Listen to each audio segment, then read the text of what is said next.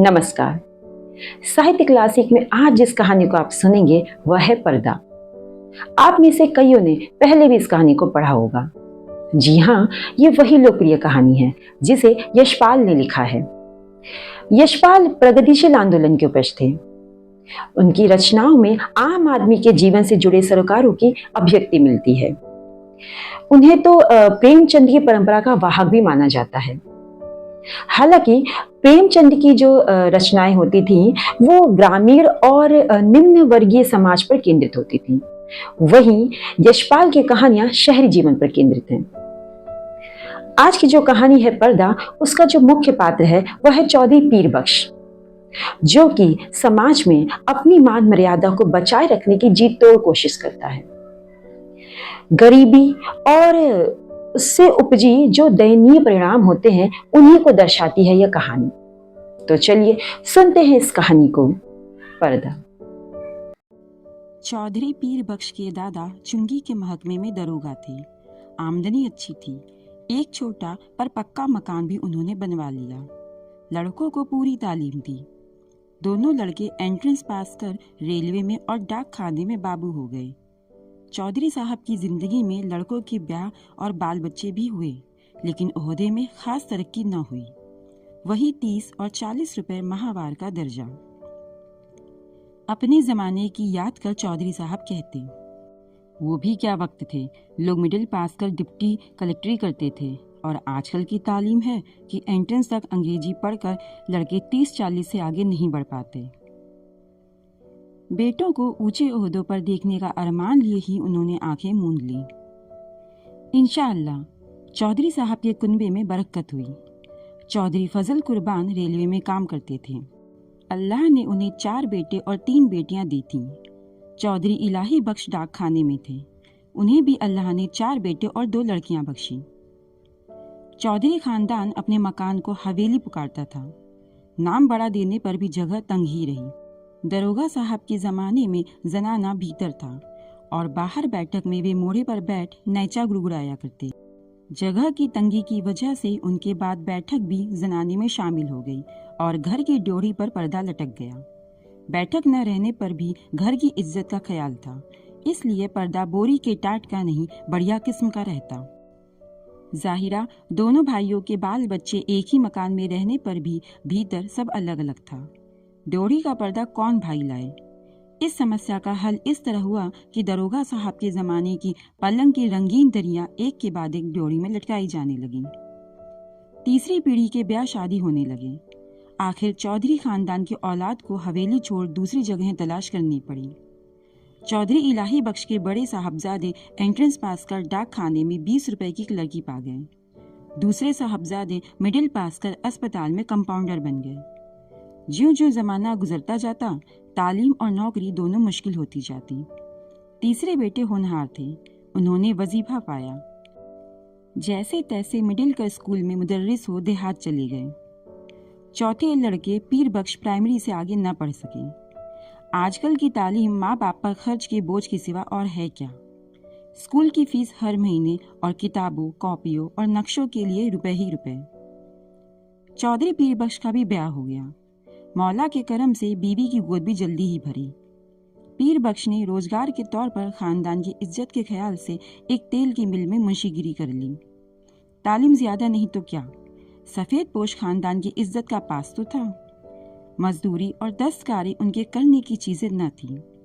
चौकी पर बैठते, कलम दबात का काम था। 12 रुपया महीना अधिक नहीं होता। चौधरी पीर बख्श को मकान सितवा की कच्ची बस्ती में लेना पड़ा। मकान का किराया 2 रुपए था। आसपास गरीब और कमीने लोगों की बस्ती थी। कच्ची गली के बीचों बीच गली के मुहाने पर लगे कमेटी के नल से टपकते पानी की काली धार बहती रहती, जिसके किनारे घास उगाई थी। नाली पर मच्छरों और मक्खियों के बादल उमड़ते रहते। सामने रमजानी धोबी की भट्टी थी, जिसमें से धुआं और सज्जी मिले उबलते कपड़ों की गंध उड़ती रहती। दाईं ओर बीकानेरी मोचियों के घर थे। बाईं ओर वर्कशॉप में काम करने वाले कूली रहते। इस सारी बस्ती में चौधरी पीर बख्श ही पढ़े लिखे सफेद पोश थे। सिर्फ उनके ही घर की ड्योढ़ी पर पर्दा था। सब लोग उन्हें चौधरी जी, मुंशी जी कहकर सलाम करते। उनके घर की औरतों को कभी किसी ने गली में नहीं देखा। लड़कियां 4-5 बरस तक किसी काम काज से बाहर निकलती और फिर घर के आबरू के ख्याल से उनका बाहर निकलना मुनासिब न था। पीर बख्श खुद ही मुस्कुराते हुए सुबह शाम कमेटी के नल से घड़े भर लाते। चौधरी की तनख्वाह 15 बरस में 12 से 18 हो गई। खुदा की बरकत होती है तो रुपए पैसे की शक्ल में नहीं, आस औलाद की शक्ल में होती है। 15 बरस में 5 बच्चे हुए, पहले 3 लड़कियां और बाद में 2 लड़के। दूसरी लड़की होने को थी तो पीर बख्श की वालदा मदद के लिए आई। वालिद साहब का इंतकाल हो चुका था। दूसरा कोई भाई वालिदा की फिक्र करने आया नहीं। वे छोटे लड़के के यहाँ ही रहने लगी। जहाँ बाल बच्चे और घर बार होता है 100 किस्म की झंझटें होती ही हैं। कभी बच्चे को तकलीफ है तो कभी जच्चा को। ऐसे वक्त में कर्ज की जरूरत कैसे ना हो। घर बार हो तो कर्ज भी होगा ही। मिल की नौकरी का कायदा पक्का होता है। हर महीने की 7 तारीख को गिनकर तनख्वाह मिल जाती है। पेशगी से मालिक को चिढ़ है। कभी बहुत जरूरत पर ही मेहरबानी करते। जरूरत पड़ने पर चौधरी घर की कोई छोटी मोटी चीज गिरवी रखकर उधार ले आते। गिरवी रखने से रुपए के 12 आने ही मिलते। ब्याज मिलाकर 16 आने हो जाते और फिर चीज के घर लौट आने की संभावना न रहती। मोहल्ले में चौधरी पीर बख्श की इज्जत थी। इज्जत का आधार था घर के दरवाजे पर लटका पर्दा। भीतर जो हो पर्दा सलामत रहता। कभी बच्चों की खींच खांच या बेदर्द हवा की झोंकों से उसमें छेद हो जाते तो पर्दे की आड़ से हाथ सुई धागा ले उसकी मरम्मत कर देते। दिनों का खेल। मकान की ड्योढ़ी के किवाड़ गलते गलते बिल्कुल गल गए। कई दफे कसे जाने से पेंच टूट गए और सुराख ढीले पड़ गए। मकान मालिक सुरजू पांडे को उसकी फिक्र न थी। चौधरी कभी जाकर कहते सुनते तो उत्तर मिलता, कौन बड़ी रकम थमा देते हो? 2 रुपल्ली किराया और वह भी 6-6 महीने का बकाया। जानते हो लकड़ी का भाव क्या है? न हो मकान छोड़ जाओ। आखिर किवाड़ गिर गए। रात में चौधरी उन्हें जैसे तैसे चौखट से टिका देते। रात भर दहशत रहती कि कहीं कोई चोर न आ जाए। मोहल्ले में सफेद पोशी और इज्जत होने पर भी चोर के लिए घर में कुछ न था। शायद एक भी साबित कपड़ा या बर्तन ले जाने के लिए चोर को न मिलता। पर चोर तो चोर है। छीनने के लिए कुछ न हो तो भी चोर का डर तो होता ही है। वह चोर जो ठहरा। चोर से ज्यादा फिक्र थी आबरू की। किवाड़ न रहने पर पर्दा ही आबरू का रखवारा था। वह पर्दा भी तार तार होते होते एक रात आंधी में किसी भी हालत में लटकने लायक न रह गया। दूसरे दिन घर की एकमात्र पुश्तैनी चीज दरी दरवाजे पर लटक गई। मोहल्ले वालों ने देखा और चौधरी को सलाह दी, अरे चौधरी, इस जमाने में दरी यूं काहे खराब करोगे? बाजार से ला टाट का टुकड़ा न लटका दो। पीर बख्श टाट की कीमत भी आते जाते कई दफे पूछ चुके थे। 2 गज टाट 8 आने से कम में न मिल सकता था। हंसकर बोले, होने दो, क्या है, हमारे यहाँ पक्की हवेली में भी डोरी पर दरी का ही पर्दा रहता था। कपड़े की महंगाई के इस जमाने में घर की 5 औरतों के शरीर से कपड़े जीर्ण होकर यूं गिर रहे थे जैसे पेड़ अपनी छाल बदलते हैं। पर चौधरी साहब की आमदनी से दिन में एक दफे किसी तरह पेट भर सकने के लिए आटा के अलावा कपड़े की गुंजाइश कहाँ थी। खुद उन्हें नौकरी पर जाना होता। पायजामे में जब पैबंद संभालने की ताब न रही, मालकिन का एक कुर्ता पायजामा जरूरी हो गया। पर लाचार थे। गिरवी रखने के लिए घर में जब कुछ भी न हो, गरीब का एकमात्र सहायक है पंजाबी खान। रहने की जगह भर देखकर वह रुपया उधार दे सकता है। 10 महीने पहले गोद के लड़के बरकत के जन्म के समय पीर बख्श को रुपए की जरूरत आ पड़ी। कहीं और कोई प्रबंध न हो सकने के कारण उन्होंने पंजाबी खान बबर अली खां से 4 रुपए उधार ले लिए थे। बबर अली खां का रोजगार सितवा के उस कच्चे मोहल्ले में अच्छा खासा चलता था। बीकानेरी मोची, वर्कशॉप के मजदूर और कभी कभी रमजानी धोबी सभी बब्बर मियाँ से कर्ज लेते रहते। कई दफे चौधरी पीर बख्श ने बबर अली को कर्ज और सूद की किस्त न मिलने पर अपने हाथ के डंडे से रीढ़ी का दरवाजा पीटते देखा था। उन्हें साहूकार और रीढ़ी में बीच बचावल भी करना पड़ा था। खान को वे शैतान समझते थे, लेकिन लाचार हो जाने पर उसी की शरण लेनी पड़ी। 4 आना रुपया महीने पर 4 रुपया कर्ज लिया। शरीफ खानदानी मुसलमान भाई का ख्याल कर बबर अली ने 1 रुपया माहवार की किस्त मान ली। 8 महीने में कर्ज अदा होना तय हुआ। खान की किस्त न दे सकने की हालत में अपने घर के दरवाजे पर फजीहत हो जाने की बात का ख्याल कर चौधरी के रोए खड़े हो जाते। 7 महीने फाका करके भी वे किसी तरह से किस्त देते चले गए, लेकिन जब सावन में बरसात पिछड़ गई और बाजरा भी रुपए का 3 सेर मिलने लगा, किस्त देना संभव न रहा। खान 7 तारीख की शाम को ही आया। चौधरी पीर बख्श ने खान की दाढ़ी छू और अल्लाह की कसम खा 1 महीने की मुआफी चाहिए। अगले महीने 1 का सवा देने का वायदा किया। खान टल गया। भादों में हालत और भी परेशानी की हो गई। बच्चों की माँ की तबीयत रोज रोज गिरती जा रही थी। खाया पिया उसके पेट में न ठहरता। पथ्य के लिए उसको गेहूं की रोटी देना जरूरी हो गया। गेहूं मुश्किल से रुपए का सिर्फ 2.5 सेर मिलता। बीमार का जी ठहरा। कभी प्याज के टुकड़े या धनिया की खुशबू के लिए ही मचल जाता। कभी पैसे की सौंफ, अजवाइन, काले नमक की जरूरत हो तो पैसे की कोई चीज मिलती ही नहीं। बाजार में तांबे का नाम ही नहीं रह गया। नाहक इकन्नी निकल जाती है। चौधरी को 2 रुपए महंगाई भत्ते के मिले, पर पेशगी लेते लेते तनख्वाह के दिन केवल 4 ही रुपए हिसाब में निकले। बच्चे पिछले हफ्ते लगभग फाके से थे। चौधरी कभी गली से 2 पैसे की चौराई खरीद लाते, कभी बाजरा उबाल सब लोग कटोरा कटोरा भर पी लेते। बड़े कठिनता से मिले 4 रुपयों में से 1.25 रुपया खान के हाथ में धर देने की हिम्मत चौधरी को न हुई। मिल से घर लौटते समय वे मंडी की ओर टहल गए। 2 घंटे बाद जब समझा खान टल गया होगा और अनाज की गठरी ले वे घर पहुंचे।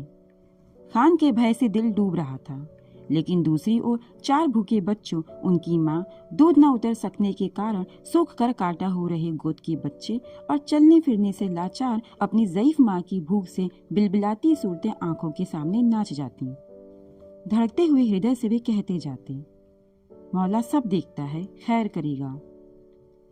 7 तारीख की शाम को असफल हो खान 8 की सुबह खूब तड़के चौधरी की मिल चले जाने से पहले ही अपना डंडा हाथ में लिए दरवाजे पर मौजूद हुआ। रात भर सोच सोच कर चौधरी ने खान के लिए बयान तैयार किया। मिल के मालिक लाला जी 4 रोज के लिए बाहर गए हैं। उनके दस्तखत के बिना किसी को भी तनख्वाह नहीं मिल सकी। तनख्वाह मिलते ही वह 100 रुपया हाजिर करेगा। माकूल वजह बताने पर भी खान बहुत देर तक गुर्राता रहा। अम वतन छोड़ के परदेश में पड़ा है, ऐसे रुपया छोड़ देने के वास्ते अम यहाँ नहीं आया है। हमारा भी बाल बच्चा है, 4 रोज में रुपया नहीं देगा तो हम तुम्हारा कर देगा। 5वें दिन रुपया कहाँ से आ जाता? तनख्वाह मिले अभी हफ्ता भी नहीं हुआ। मालिक ने पेशगी देने से साफ इनकार कर दिया। 6ठे दिन किस्मत से इतवार था। मिल में छुट्टी रहने पर भी चौधरी खान के डर से सुबह ही बाहर निकल गए। जान पहचान के कई आदमियों के यहाँ गए। इधर उधर की बातचीत करके वे कहते, अरे भाई हो तो 20 आने पैसे तो दो, 1 रोज के लिए देना, ऐसे ही जरूरत आ पड़ी है। उत्तर मिला, मियाँ पैसे कहाँ इस जमाने में, पैसे का मोल कौड़ी नहीं रह गया, हाथ में आने से पहले ही उधार में उठ गया तमाम। दोपहर हो गई। खान आया भी होगा तो इस वक्त तक बैठा नहीं रहेगा, चौधरी ने सोचा और घर की तरफ चल दिए। घर पहुंचने पर सुना खान आया था और घंटे भर तक डोरी पर लटके दरी के पर्दे को डंडे से ठेल ठेल कर गाली देता रहा है। पर्दे की आड़ से बड़ी बीबी के बार बार खुदा की कसम खा यकीन दिलाने पर कि चौधरी बाहर गए हैं, रुपए लेने गए हैं, खान गाली देकर कहता, नहीं, बदजात चोर भीतर ही छिपा है, हम 4 घंटे में फिर आता है, रुपया लेकर जाएगा, रुपया नहीं देगा तो उसका खाल उतारकर बाजार में बेच देगा, हमारा रुपया का आराम का है। 4 घंटे से पहले ही खान की पुकार सुनाई दी, चौधरी। पीर बख्श के शरीर में बिजली से दौड़ गई और वे बिल्कुल निस्सत्व हो गए, हाथ पैर सुन्न और गला खुश्क। गाली दे पर्दे को ठेल कर खान के दोबारा पुकारने पर चौधरी का शरीर निर्जीव प्राय होने पर भी निश्चेष्ट न रह सका। वे उठकर बाहर आ गए। खान आग बबूला हो रहा था। पैसा नहीं देने का वास्ते चिपता है। एक से एक बढ़ती हुई 3 गालियां एक साथ खान के मुंह से पीर बख्श के पुरखों पीरों के नाम निकल गईं। इस भयंकर आघात से पीर बख्श का खानदानी रक्त भड़क उठने के बजाय और भी निर्जीव हो गया। खान के घुटने छू अपनी मुसीबत बता वे मुआफी के लिए खुशामद करने लगे। खान की तेजी बढ़ गई। उसके ऊंचे स्वर से पड़ोस के मोची और मजदूर चौधरी के दरवाजे के सामने इकट्ठे हो गए। खान क्रोध से डंडा फटकार कर कह रहा था, पैसा नहीं देना था, लिया क्यों? तनख्वाह किधर में जाता? आरामी हमारा पैसा मारेगा, हम तुम्हारा काल खींच लेगा। पैसा नहीं है तो घर पर पर्दा लटका के शरीफ ज्यादा कैसे बनता? तुम हमको बीबी का गहना दो, बर्तन दो, कुछ तो भी दो, हम ऐसे नहीं जाएगा। बिल्कुल बेबस और लाचारी में दोनों हाथ उठा खुदा से खान के लिए दुआ मांग पीर बख्श ने कसम खाई, एक पैसा भी घर में नहीं, बर्तन भी नहीं, कपड़ा भी नहीं। खान चाहे तो बेशक उसकी खाल उतारकर बेच ले। खान और आग हो गया। अम तुम्हारा दुआ क्या करेगा? तुम्हारा खाल क्या करेगा? उसका तो जूता भी नहीं बनेगा। तुम्हारा काल से तो यह टाट अच्छा। खान ने ड्योढ़ी पर लटका दरी का पर्दा झटक लिया। ड्योढ़ी से पर्दा हटने के साथ ही जैसे चौधरी के जीवन की डोर टूट गई। वह डगमगाकर जमीन पर गिर पड़े। इस दृश्य को देख सकने की ताक चौधरी में न थी, परंतु द्वार पर खड़ी भीड़ ने देखा। घर की लड़कियां और औरतें पर्दे के दूसरी ओर घटती घटना के आतंक से आंगन के बीचों बीच इकट्ठी हो खड़ी कांप रही थीं। सहसा पर्दा हट जाने से औरतें ऐसे सिकुड़ गईं जैसे उनके शरीर का वस्त्र खींच लिया गया हो। वह पर्दा ही तो घर भर की औरतों के शरीर का वस्त्र था। उनके शरीर पर बचे चिथड़े उनके 1/3 अंग ढकने में भी असमर्थ थे। जाहिल भीड़ ने घृणा और शर्म से आंखें फेर ली। उस नग्नता की झलक से खान की कठोरता भी पिघल गई। ग्लानि से थूक पर्दे को आंगन में वापस फेंक क्रुद्ध निराशा में उसने लाहौल बिला कहा और असफल लौट गया। भय से चीख कर ओट में हो जाने के लिए भागती हुई औरतों पर दया कर भीड़ छट गई। चौधरी बेसुध पड़े थे।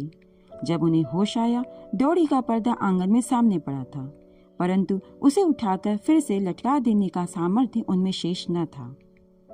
शायद अब इसकी आवश्यकता भी न रही थी। पर्दा जिस भावना का अवलंब था वह मर चुकी थी। तो आज आपने सुनी एक क्लासिक कहानी। दरअसल इस कहानी में जो पर्दा है वह एक प्रतीक है, दिखावे की जिंदगी के पीछे का जो सच है उसको छिपाने का प्रतीक। फिर मिलूंगी आपसे एक नई क्लासिक रचना के साथ। धन्यवाद।